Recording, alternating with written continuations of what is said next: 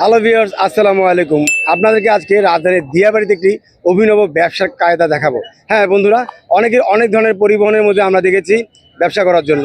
বাচ্চাদের খেলনা আমরা দেখেছি যে বিক্রি করছে ভ্যানে, রিক্সায় বা অন্য কোনো কিছুতে বা দোকানে পসরা সাজিয়ে। কিন্তু আজকে আপনাদেরকে দেখাবো কিভাবে একজন উদ্যোক্তা উদ্যোগ গ্রহণ করেছেন বাইকের মধ্যে তিনি তার তৈজসপত্র বা খেলনা সামগ্রী সাজিয়ে বাচ্চাদের জন্য বিক্রি করার একটা অভিনব কায়দা তিনি প্ল্যানিং করেছেন এবং সেখান থেকে কিছুটা হলেও তিনি সফলতা পাচ্ছেন। চলুন আজকে আমরা একটু আপনাদেরকে সেটাই জানাবো। আসসালামু আলাইকুম ভাই, কেমন আছেন? আলহামদুলিল্লাহ। আপনার নামটা যদি বলতেন। আমার নাম মোহাম্মদ আনোয়ার হোসেন। আনোয়ার ভাই। জি। আচ্ছা আনোয়ার ভাই, এই যে আমরা দেখতেছি বাইকের মধ্যে আপনি বেশ কিছু বাচ্চাদের খেলনা সামগ্রী সাজিয়েছেন, এই চিন্তা ভাবনা কিভাবে আসলো যে বাইকে করে আপনি খেলনা বিক্রি করবেন? এই চিন্তা ভাবনা আসলো মাথার মধ্যে যে বাসায় থেকে বের হলি পরে এখন যে রিক্সা ভাড়া একখানে হইতে আর একখানে গেতে গাড়িতে মানে ভ্যান গাড়িতে উঠলে রিক্সাতে উঠলে পরে 50 টাকা ভাড়া দিতে হয়। এখন এভাবে প্ল্যানিং আসলো যে আমাকে যে একটা বাইক আমাকে নিতে হবে। বাইক নিলে পরে আমার কি হবে, হয়তো একটা মেলায় প্রোগ্রাম করতেছি, ওখান থেকে আমাকে বসতে দিল না, ওইখান থেকে হয়তো আমি আর এক মেলাতে যাইতে পারবো, যেখানে মেলা আছে আমি সেখানে ছুটতে পারি আর কি। এই জন্য আমার বিয়ে আছে মানে মোটর সাইকেল আর কি এরকম প্ল্যানিং করা হয়েছে। এই ব্যবসা করে আপনার সফলতা কেমন?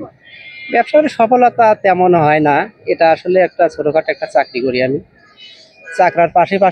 চাকরির পাশাপাশি এই আপনার শুক্রবারের দিন এই একটু আর কি বের হই, কিন্তু এটা দিয়ে আসলে পকেট খরচাটা আর কি হয় এই মানে আপনি পর্যন্ত। সময়টাকে কাজে লাগাচ্ছেন, হ্যাঁ, সময়টাকে কাজে লাগাচ্ছি, এটাই।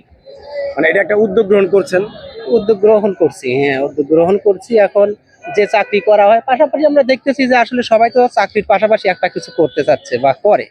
আমার ঠিক ওইরকম ভাবে একটা কিছু করতে চাচ্ছি বা আমি করতেছি, যে বেতন হয় আর কি পাই আমি আর কি, সেই বেতনে আসলে সংসার চালাইতে একটু হিমশিম খেয়ে যাই।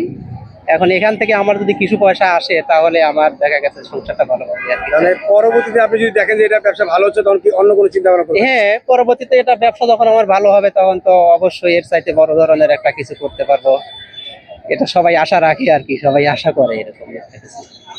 তো বন্ধুরা শুনছিলেন সময়কে কিভাবে কাজে লাগাতে হয়, সময়ের কিভাবে মূল্যায়ন করতে হয় এবং একই সাথে আপনার যে কোনো বাহন কিন্তু আপনি কাজে লাগাতে পারেন। অলসতা বাদ দিন, নতুন করে উদ্যোগ গ্রহণ নিন।